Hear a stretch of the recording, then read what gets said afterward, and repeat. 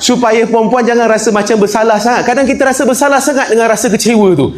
Kan kita rasa bersalah sangat dengan rasa terluka tu. Berapa ramai manusia yang jumpa Tuhan sebab luka. Berapa ramai orang yang jumpa Tuhan dan dekat dengan Allah disebabkan oleh kekecewaan yang dia lalu dalam hidup dia. Sebab itulah luka pun boleh jadi satu rahmat. Kecewa, dikhianati, ditipu oleh orang boleh jadi satu kasih sayang Allah untuk kita dekat dengan Allah Subhanahu Wa Taala. Okey. Ada beberapa figure wanita-wanita dalam Quran dan juga hadis-hadis Nabi ni yang memang Nabi minta kita belajar daripada mereka, especially wanita, bagaimana seorang wanita nak hidupkan semula emosi mereka. Bagaimana wanita yang terluka untuk bangkit balik dalam kehidupan.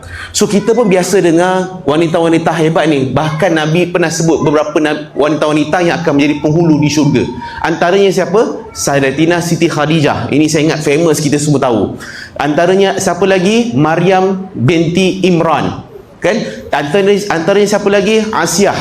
Antaranya siapa lagi? Yang kita biasa dengar. Anak pada Nabi Muhammad sallallahu alaihi wasallam, Fatimah Zahra kan. Okey. Sebab dalam session ringkas ni, saya nak ambil beberapa wanita-wanita hebat ni yang dia ada kaitan dengan emosi yang kita boleh belajar.